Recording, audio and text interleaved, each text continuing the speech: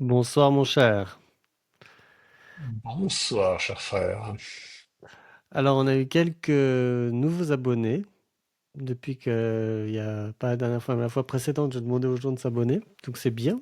Je pense qu'il faut continuer ce grand mouvement et ça va nous permettre de grandir encore. Donc Qu'est-ce je que ça change quand on m'impatiente. passe à 500? En fait, quand on passe à 500, en fait il y a plusieurs éléments qui se débloquent sur les vidéos YouTube. Mais il faut donc produire au moins une vidéo tous les 3 mois. Non, pardon, 3 vidéos tous les 90 jours, avoir 500 abonnés, et puis il y a un dernier critère. Qu'est-ce qui se passe? Ils mettent plus ça ils poussent plus les Il y a vidéos, c'est ça, ça? et ensuite il y a un certain nombre d'heures, et à partir de ça, on peut débloquer la monétisation en fait. Ah, C'est-à-dire que bon, en dessous de ça, en fait, ils mettent pas de, c'est impossible de mettre des publicités. Et alors bon, évidemment, c'est pas vraiment notre désir en soi, mais la seule chose qui serait bien, ce serait simplement d'avoir quelques centimes pour pouvoir justifier le fait d'avoir une licence payante pour l'enregistrement et puis Hmm. d'avoir un meilleur matériel, meilleur microphone notamment pour toi, etc. En fait, c'est essentiellement ça l'intérêt. Ok. Bon, bah. Voilà. Abonnez-vous, abonnez-vous, Oui, exactement. suivez-nous, Merci. partagez aussi quand si vous aimez une vidéo, vous la partagez et YouTube se rend compte que vous l'avez partagée. Oui, Au moins, vous avez appuyé sur le bouton partager. Et c'est déjà pas mal si vous la faites suivre à des gens que vous connaissez. oui. Et puis, en général, il y a un chapitrage dans chacune des vidéos. C'est-à-dire qu'on peut rapidement passer d'un sujet à l'autre. Et donc ça permet éventuellement de partager à quelqu'un une partie particulière, enfin précise de la vidéo qui évidemment est souvent longue et tout ne va peut-être pas intéresser ou tout n'est peut-être pas pertinent dans le partage. Donc on peut partager quelque chose qui est euh, qui va commencer au moment où ça devient intéressant en l'occurrence. On va rentrer dans le dur. Je peux partager un truc que j'ai fait la semaine dernière. J'ai passé mon tir contrôlé. Alors, qu'est-ce que c'est qu'un tir contrôlé? Mhm. C'est lorsque tu es membre d'un club de tir D'accord. et que tu passes l'examen, en fait, d'une certaine manière. C'est tout à fait pratique, hein, sous la direction d'un moniteur Oui. qui te permet de tirer. Donc, je suis membre d'un club de tir à Roubaix, qui s'appelle la 357 roubaisienne. Alors 357, c'est un calibre Oui, d'armes. évidemment. Et c'est la 357 roubaisienne. Alors c'est vraiment un club, club très étonnant parce que il est en plein quartier. Il est rue de l'Épeu, pardon, rue de Lannoy, au début de la rue de Ah Lannoy. Enfin, oui. peu importe ceux qui connaissent pas Roubaix, c'est pas grave. Mais c'est un des quartiers, un des centres un des quartiers musulmans les plus densément peuplés de la ville. Il y a De plusieurs France? quartiers musulmans. Alors, probablement de France, je sais pas, mais à Roubaix, il y a plusieurs quartiers. Tout Roubaix n'est pas musulman, hein, mais bon, une Oui. grosse partie quand même. Et il y a trois centres comme ça, rue de l'Épeu, rue de l'Alma et rue de Lannoy. Et là, rue de Lannoy, il y a ce club et qui est au fond d'une petite cour et qui est absolument pas peuplé enfin, les membres ne sont pas du tout les habitants du quartier. Alors, il D'accord. se trouve que le commissariat de Roubaix n'est pas très loin. Et en fait, ce club est rempli de policiers, de gendarmes, de militaires, Oui. de toute la société. Alors, plus des gens, d'autres, pas mal de parents de l'école où vont les enfants, enfin des pères surtout. Et donc, il y a une ambiance extrêmement étonnante, très sympathique. Mais Euh, hors du temps, hors du contexte. Or, voilà, c'est une Une enclave. utopie, c'est une utopie, c'est-à-dire que ça n'a rien à voir avec le lieu où on se trouve, où on est censé être. C'est très particulier. Alors, on y entre uniquement quand on est parrainé, ce qui n'est pas toujours le cas de tous les clubs de tir. Ah, ça explique aussi Et peut-être surtout, un peu le...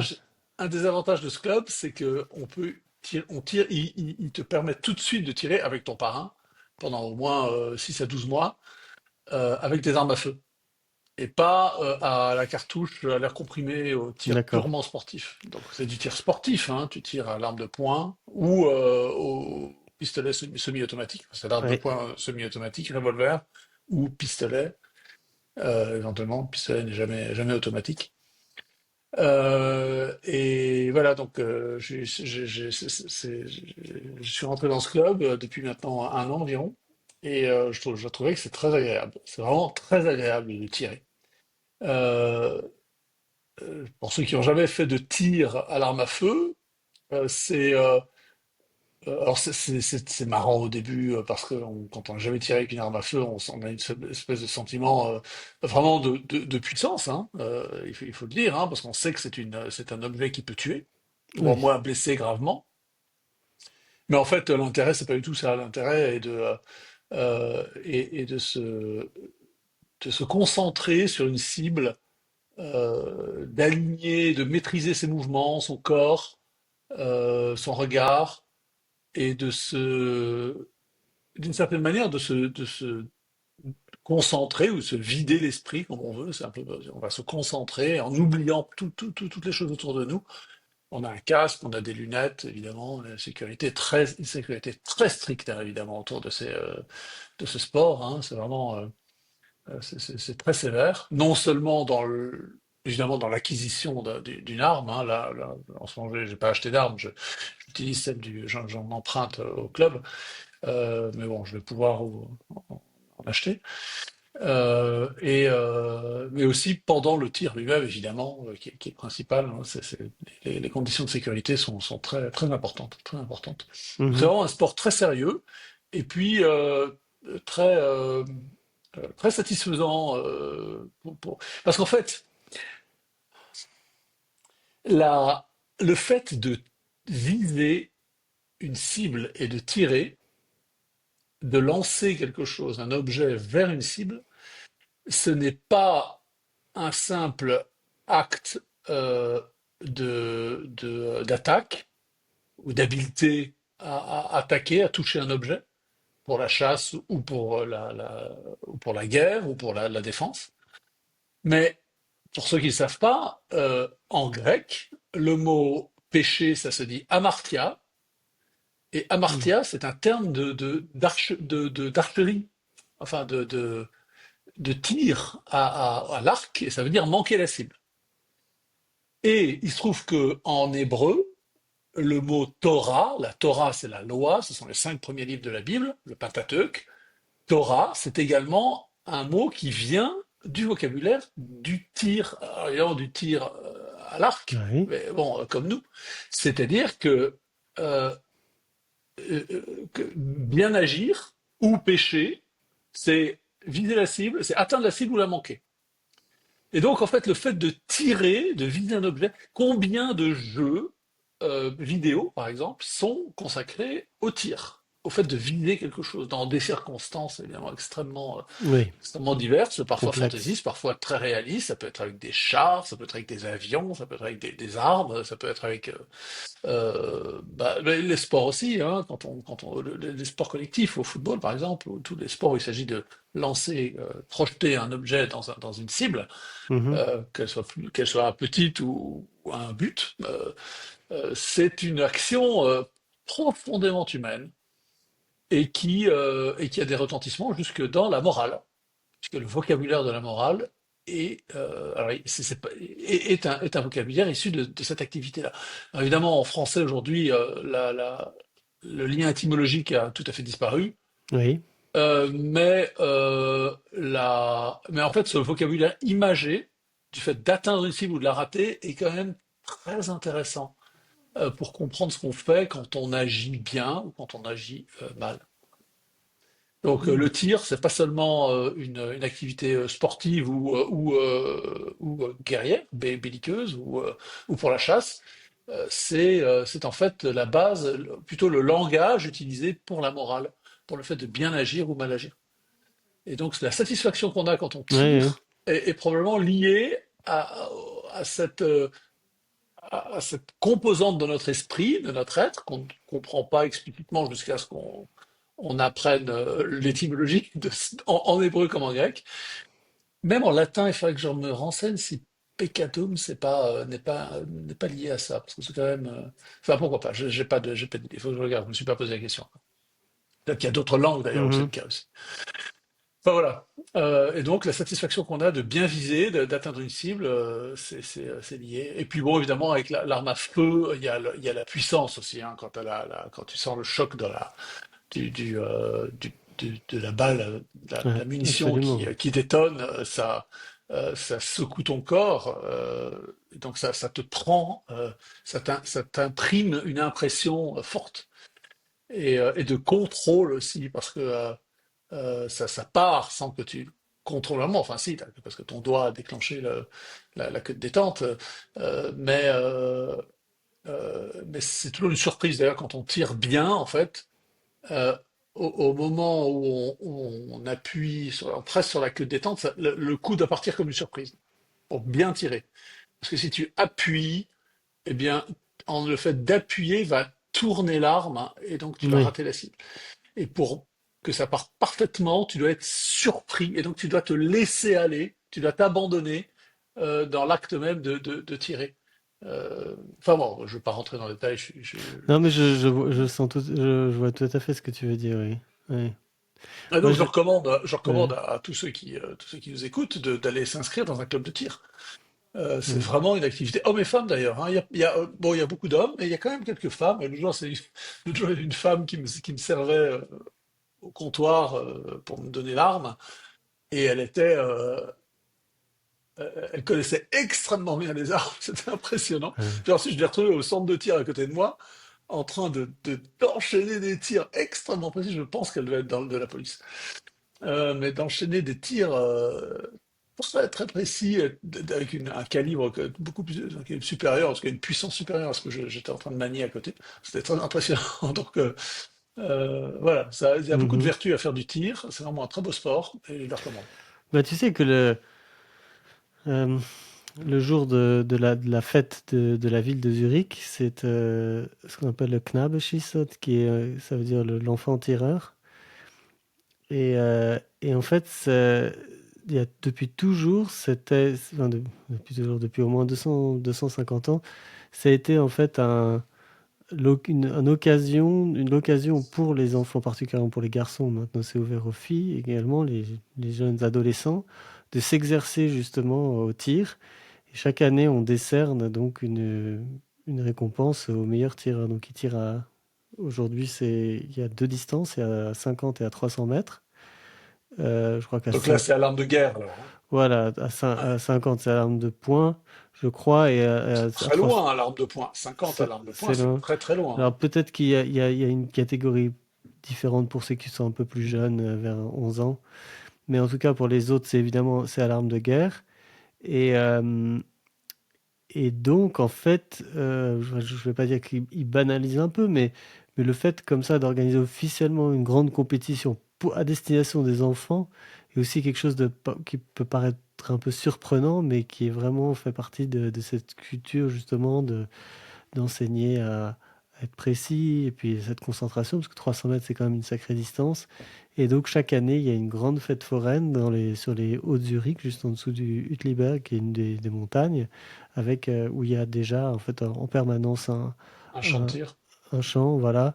Euh, et c'est vrai que c'est assez impressionnant, 300 mètres. Ça permet, quand on est là-bas, on peut aussi se rendre compte, parce que je crois que Trump a été, quand il a été enfin, Ah oui, on a quand essayé il y a de, eu cette c'était tentative d'assassinat. je crois que c'était à 120, entre 120 et Ouais, c'était pas 130 très mètres. loin. C'était pas très loin. Et Ouais. donc on se rend bien compte, en fait, quand on est là, de la distance exactement. Ouais. C'est vraiment très impressionnant. Ouais, en armée, on tirait à 300 mètres au FAMAS, donc au fusil d'assaut de l'armée française de l'époque, avec la munition de 5,56, donc la petite munition OTAN. Et en fait, bon, on tirait couché. Donc quand tu es couché, là, tu as vraiment une stabilité extraordinaire. Hein. Si t'es debout, là, c'est autre chose, hein, à 300 mètres. Mais Mhm. couché à 300 mètres, c'est pas si difficile, en fait. Hein. C'est sans lunettes, hein, donc c'est juste le guidon et la mire. Le guidon et la mire, donc en fait, Oui. tu essaies d'aligner. Hein.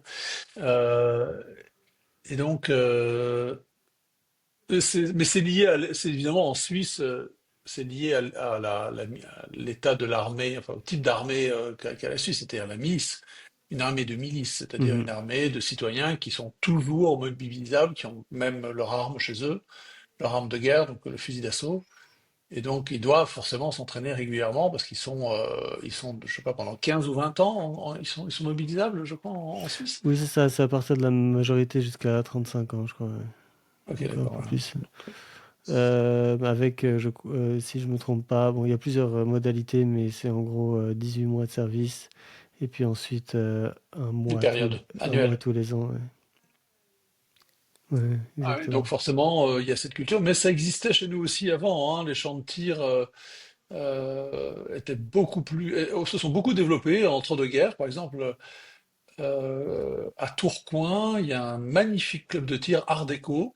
Et l'autre jour, en traversant Reims, j'en ai vu un du même type. Je crois qu'aujourd'hui, il a été transformé, hélas, en terrain de tennis. Mais des magnifiques bâtiments qui ont été construits entre deux guerres pour favoriser justement la préparation Oui. des populations au tir en cas de conflit. Oui, et en Suisse, parce qu'en fait, tous les soldats mobilisables doivent faire ce qu'on appelle le tir obligatoire. Ça maintient en fait énormément Le club, d'organisations, d'associations. D'ailleurs, l'autre jour, je sortais de chez moi un samedi matin et puis il y avait quelqu'un dans la rue avec un fusil d'assaut qui sortait de chez lui. Et c'était justement quelqu'un certainement qui allait faire son tir obligatoire. oui, en France, t'as pas le droit. Enfin, tu peux quand tu vas à ton club de tir ou dans certaines Ouais. circonstances transporter une arme, mais elle doit être dans une housse, Mais là, elle doit là, être je sais pas si c'est démontée. peut-être parfaitement légal de faire ça, mais en tout cas, c'était. Mais remarque, quand tu es en Israël, les gens, la quantité de gens, de jeunes qui se baladent avec leur fusil d'assaut dans le dos, hein, Mhm. en bandoulière, c'est impressionnant. Bon, on comprend Ouais. pourquoi, hein, parce qu'ils sont tout le temps soumis des attaques par des terroristes, et puis aussi parce qu'ils sont, il y a un service militaire extrêmement sérieux, et puis Israël est tout le temps en guerre, en fait, hein. Ouais. Donc la jeunesse la jeunesse était très proche de ces activités du tir. Alors qu'en France, c'est regardé avec suspicion, alors que des crimes, des meurtres. Alors, en fait, le tir est regardé avec suspicion, alors que la chasse, la pratique de la chasse, bon, à part une partie de la population qui n'aime pas du tout ça, mais c'est une source de dissémination des armes à feu qui est bien plus importante que que le tir. Alors, c'est pas les mêmes armes, hein, Oui. avec une arme, même semi-automatique, je crois que t'as comment dire, un magasin, un chargeur de 15 munitions, je crois que c'est le maximum légal. C'est déjà pas mal, hein, tu peux enchaîner, hein, même en semi-automatique. C'est que tu t'appuies et puis tu rappuies et la balle part. Mhm. C'est pas, tu gardes pas le doigt appuyé et tu as une rafale. Non, non. Ça, c'est l'automatique, c'est interdit en dehors de l'armée. Mais alors qu'une arme de chasse, bah, tu as deux coups, peut-être plus pour les carabines. Je sais pas Oui, c'est ça. combien il y en a dans une carabine. Oui, et puis de toute façon, en fait, il faut les recharger entre. Enfin, il faut réamorcer en fait, hein, entre deux. Donc, Ah oui, c'est vrai, tu dois, tu, tu elles dois, sont ouais, même ouais, pas tu dois semi-automatiques, hein. recharger, oui. Donc, même s'il il y a plus de cartouches, de balles dans on peut pas. C'est assez lent. Ouais. Moi, figure-toi que depuis que j'ai passé mon permis de chasser il y a 4 ans maintenant, j'ai toujours pas eu l'occasion d'aller faire une seule sortie. Tu vas passer en Suisse? Non, je l'ai fait en France pour Ah des oui. questions de facilité. Mais même au-delà de ça, en fait, j'ai absolument pas l'occasion. Faut vraiment que je trouve le temps et puis que. Enfin, j'aimerais aussi faire ça avec des amis, avec des gens Ah, bien que sûr, ouais, j'apprécie c'est une parce que activité sinon ça n'a sociale. pas d'intérêt. Et comme c'est pas du tout une tradition de notre famille, ça complique un peu Ouais, la seule chasse qui m'intéresserait, ce serait la chasse au chamois à en montagne. l'approche. Ouais. Bah ça, Ça, c'est j'en ai parlé à notre voisin là dans les Hautes-Alpes. Il m'a dit que lui il le faisait pas, mais qu'il avait je crois, quelqu'un de sa il y famille a des qui. sociétés de chasse dans les Oui, Hautes-Alpes exactement. Et ça c'est très impressionnant. Ouais. D'ailleurs, je te recommande si t'aimes, il y a une chaîne qui s'appelle, je crois, Ovini Expédition, OVINI. Et Ouais. c'est un gars de Savoie, je crois, mais qui organise des expéditions partout dans le monde pour des Français qui ont un peu d'argent pour aller justement chasser différentes. Et puis il filme tout ça et c'est vrai que c'est hallucinant l'énergie et la quantité de travail que c'est de traquer un animal. Ouais. C'est complètement disproportionné. Enfin, ça rappelle un peu la réalité de l'existence quand les chasseurs de nos ancêtres devaient aller traquer un animal pour Tu le... sais, tu sais que un homme peut tuer un cheval d'épuisement. C'est-à-dire qu'un homme peut poursuivre un cheval bien plus longtemps que le cheval ne peut Ah courir oui. ouais, c'est un Mais quasiment euh, presque tous les alors animaux, hein. Peut-être pas les oiseaux, mais pas tous les animaux. Rares sont les animaux que l'homme ouais, ne ouais, peut pas tuer en en poursuivant. endurance, C'est-à-dire ouais. qu'il y a un moment, en gros, le cheval, à un moment, va s'arrêter et l'homme va s'approcher de lui et va le tuer parce que le cheval sera épuisé, mort, quoi. Bon, ça peut prendre Mhm. du temps, hein, ça peut prendre plusieurs jours, mais Ah oui, l'homme est plus résistant qu'un cheval et que beaucoup de mammifères, d'ailleurs. ouais. Non, ça c'est impressionnant, ouais. Mais en tout cas, mais ce qui est vraiment très sympa, enfin, j'ai trouvé comme activité parallèle à la chasse, mais j'ai pas eu l'occasion de beaucoup le pratiquer. Tu parlais de viser, c'est le tir au pigeon d'argile en fait. Ah, j'ai jamais fait ça. Alors parce qu'en C'est fait, marrant. il y a déjà tu tires, mais là c'est encore plus, enfin tu parlais de l'effet de surprise, là c'est même instinctif. C'est-à-dire que parce qu'en fait tu dois viser avant la cible en plus, enfin tu dois vraiment, tu développes plein de réflexes et ça c'est très amusant à faire. En plus t'es en extérieur, donc il y a un peu de verdure, etc. C'est vraiment joli. Mhm. Bon, dans le tir sur un stand, il y a différentes manières. Alors, tu as, évidemment la cible concentrique, comme ça, Ah toute oui, classique, mais tu as d'autres types de cibles beaucoup plus graphiques.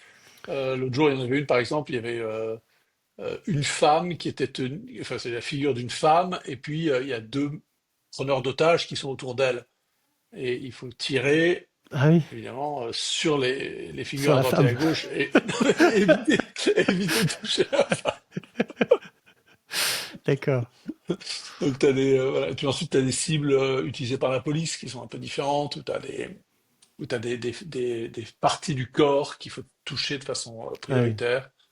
Donc en fait, d'accord. ouais, là, la partie, une sorte de bouteille là, qui est formée par le centre, puis avec un carré particulier là, au milieu de la poitrine, évidemment, pour Ça, là c'est où tu touches le intéressant ça. cœur.